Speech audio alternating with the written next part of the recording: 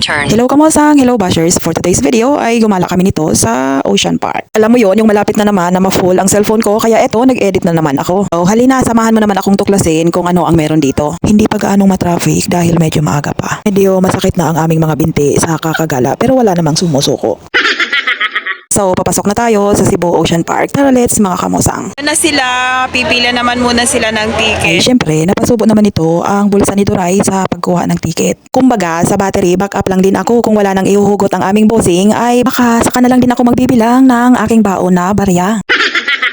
900 pesos kamosang ang entrance fee dito bawat isa. Ang entrance fee sa mga bata ay pareho lang din sa malalaki na. Pero ang nakadikit doon sa ticketing office nila ay 800 pesos lamang ang entrance fee ng bawat isa. Pero kasi may 3 libre na mga litrato na ibibigay na lang sa iyo ang link. Makukuha mo na ang soft copy ng mga pictures na hindi mo na kailangan bumayad pa. Ay baka kasi yun na rin yung 100 pesos na idinagdag sa entrance fee na dapat sana ay 800 pesos lamang. Oh, di ba? Libre na daw ang mga pictures. Pero akala mo lang yun. Ayan, habang si Dorayo kumukuha ng aming ticket, masakit na daw ang paa niya, sabi ni Margie. Isang linggo na kami na nasa gala. Nananakit na ang kanyang mga kasukasuan. Ayan na, may ticket na kami. Nandito naman kami sa photo booth. May ano daw dito may free na photo. Kaya eto, pilahan natin para sulit ang bayad.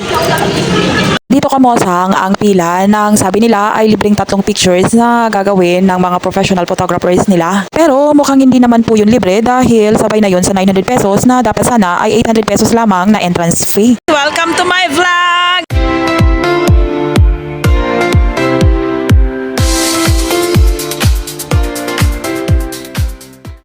Okay, kaway-kaway naman kayo dyan! Hi! So, ang mga guest nila dito ay mukhang wini-welcome din ng mga ocean clowns nila. Oh, hello! Finally, nandito na nga kami at naglalakad-lakad na syempre sa loob at pinapakiramdaman na rin syempre ang paligid. Ay nako, nakaka-calm sa pakiramdam ang mga tumambad sa amin na magagandang attraction kamosang. Parang ang hatid nito na good vibes ay ang lapit lang namin sa kalikasan. May giant eel, may Atlantic tarpon.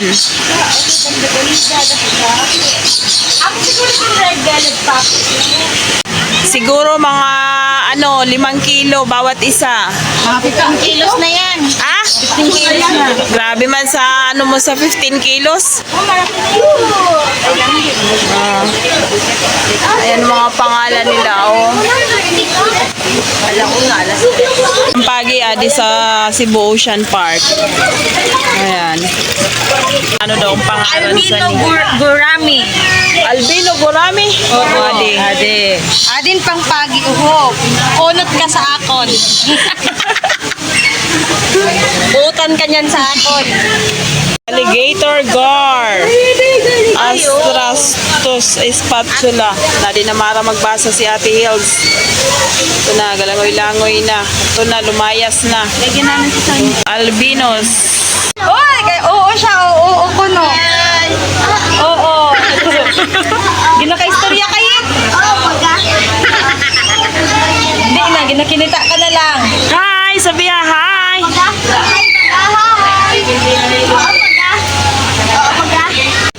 Iguana! Iguanas! Mga sugar glider. Yan. Yan the Burmese python. Yay! Savannah monitor lizard. No corn snake. Kain lang dito ara mo. Yan I am not here. Fireball python. Fire corn snake. Banana ball python. Marami pa po talaga kamosang ang mga hayop na hindi ko na videohan dito, yung mga unang nakita ko pa lang sa tanang buhay ko. Ay, totoo po yun kamosang dahil kung gusto mo pong makita ang mga hayop na ito na nasa isang lugar lamang ay pwedeng puntahan mo sila dito. Meron sila dito maraming klase ng spiders, mga kung ano-anong mga klaseng hayop. Ay naku, mga maraming klase ng snakes. Syempre, ang iba ay doon ko palang unang nakita. Bill!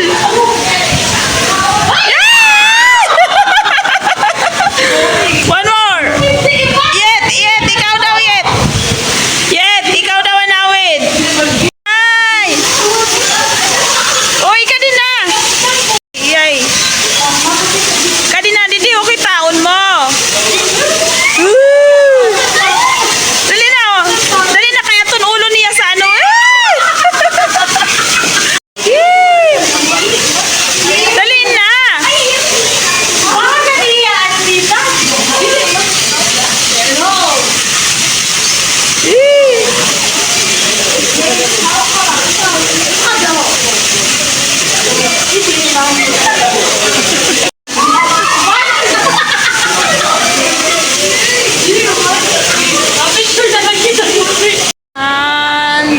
second floor na naman kami ng Ocean Park. Apakyat kami sa taas. So, dito na kami. Marami din pala sila dito kamosang ng mga ibon katulad ng sa Cebu Safari. Pero sabi ko sa mga bagets, huwag nang magpakain sa ibon dahil medyo may kamahalan kasi 100 pesos ang maliit na bahagi ng prutas. Kako, wag na lang kasi na-experience na rin naman nila ang magpakain ng mga ibon doon sa safari. Compared kamosang sa safari, 50 pesos lamang ang pagpakain ng ibon doon. Mga small fishes lang, maliliit lang sila. Hindi nga sila kalakihan sa 5 piso. Parang piso lang kalalaki. Hi, hello! Ayan. Pumasok dyan si Abelo, pumasok dyan sa ilalim. Tapos nandiyan na siya. Ayan na siya, oh. Hey! Ito.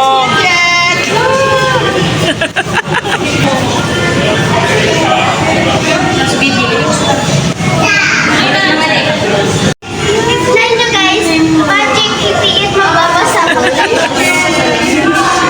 Hindi wala mababasa paglabas niya kasi magic. Bye! Oh, diba? Sabi ko sa inyo, wala. Oh, nandun din sa loob, pumasok din. Hindi rin yan papalugi. Oh.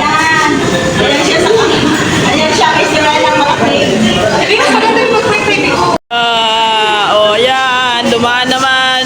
Oh, pasok na. Siya, bumalik siya.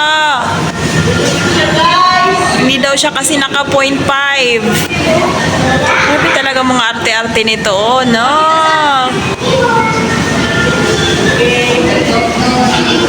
Ikaw yes? Balik na. Oh. Grabe talaga mga arte-arte ng mga bata na ito, oh. Oh, ah. Hinalika ng mga isda. Hi, sorry.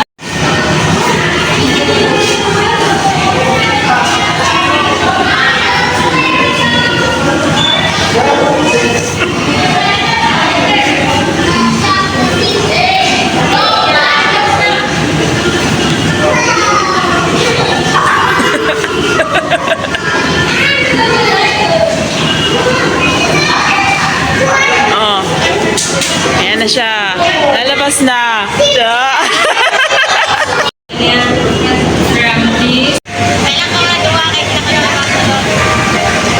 Kahit medyo mahal ang entrance fee ay sulit naman ang ibinayad dahil kung titingnan kamosang ay mahal naman po talaga ang maintenance dito. Maganda dito maglakbay-aral ang mga bata para mapanood nila ng totoo ang mga pwede nilang makita. Hindi po yan swimming pool kamo sa ngayon, may mga isda na naglalangoy. Maraming isda. Ayan. Swimming pool yan ng mga isda. Malapad din yung nila. Nilalangoy-langoy yan. Dito yan sa Cebu Ocean Park. Meron din sila dito kamosang ng bird show katulad ng sa safari. Kaso nga lang hindi namin naabutan ang simula dahil nabisi din kasi ang mga bagets sa pagpapapicture sa magagandang attractions dito.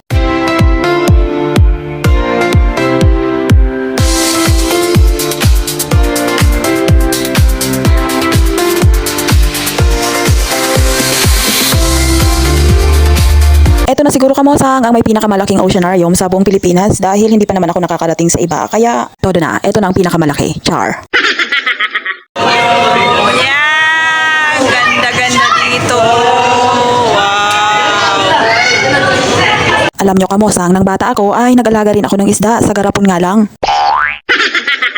Pero hindi na nasundan pa dahil nainis na ako ng sinungkit ng aming alagang pusa ang aking isda. Ano pa ba naman ang tinutukoy ko? Di syempre, yung mismo ang alaga kong isda.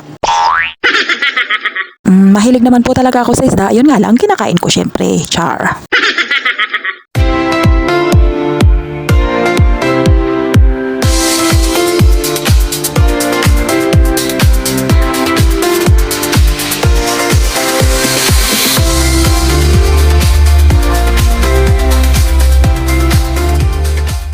Ang Cebu Ocean Park nga pala kamosang ay nasa tapat lang ng SM Seaside Complex. Ito po ay Marinsim Park na matatagpuan mismo sa syudad ng Cebu. Kaya iba't ibang sea creatures din ang makikita mo dito. Dinarayo ito dito dahil marahil sa kakaibang experience yung parang nasa ilalim ka lang ng karagatan.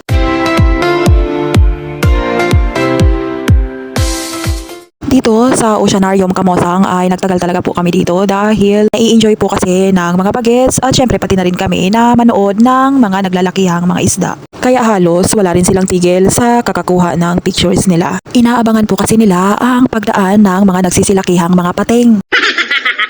Kaso nahirapan din silang mag-capture ng mga pating dahil ang bibilis din nito tumakbo.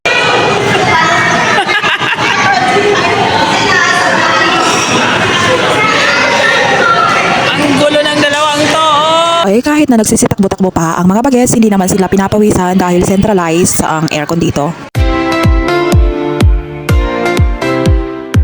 Amazing place in Cebu. Surrounded by beautiful faces.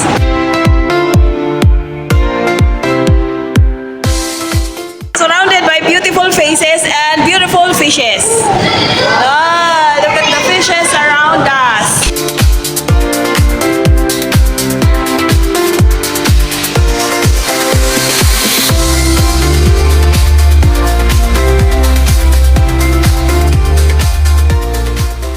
Marami-rami rin ang mga foreign nationals na mayat maya ay dumarating. Paano kaya pagka sinulog pa dito sa Cebu? O hindi kaya Pasko ang lakas siguro ng mga guest arrivals dito? Nakakaaliw nga minsan na tingnan dahil ang gaganda nila at ang gwapo. Char! May mga Korean, may mga African ako kaninang nakita, American, halo-halo.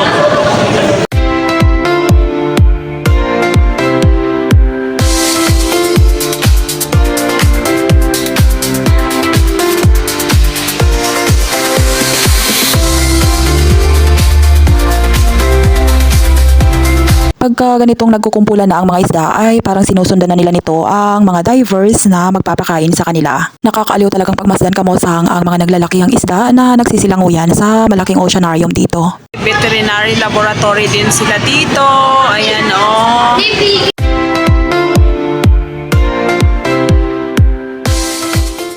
Sa tagpong ito kamosang ay bumaba na kami para kumain dahil nagugutom na ang mga bagets. Siyempre kami din. So naghanap na nga kami nito saglit ni Margie ng aming mapupwestuhan. Kaso magpapakain na nito ang mga divers sa mga isda kaya halos walang bakanting table at puno na po talaga ng mga guests bago pa kami dumating.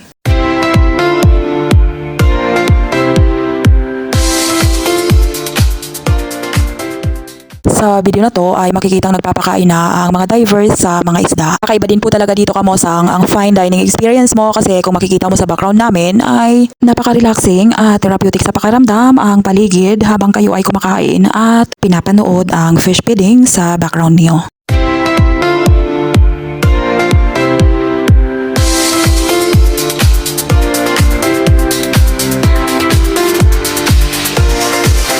Ay nahawakan ng diver ang pating.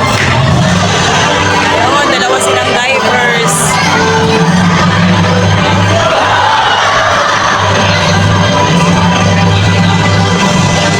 Oh, ang daming nanonood sa sa fish feeding. Ayan oh, ang daming kami dito.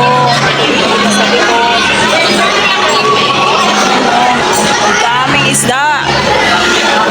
Maganda pa.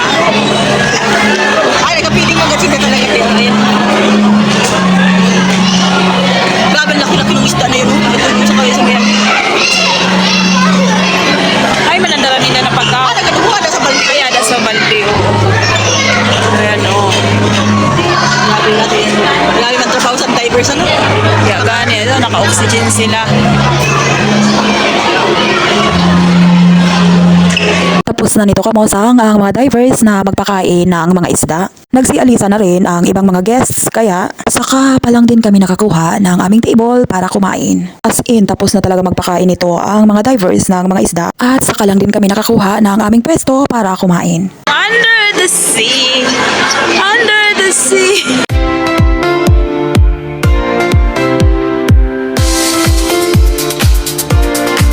Meron din pala dito kamosang sa Cebu Ocean Park ng penguin feeding experience. Kaso hindi na kami pumasok dahil nag-aantay na sa labas ang aming driver para sa next destination namin. Saka mahal din yata pumasok dyan sa pagpapakain ng mga penguin. Hindi naman po ako sigurado pero parang 700 pesos din bawat isa ang entrance fee.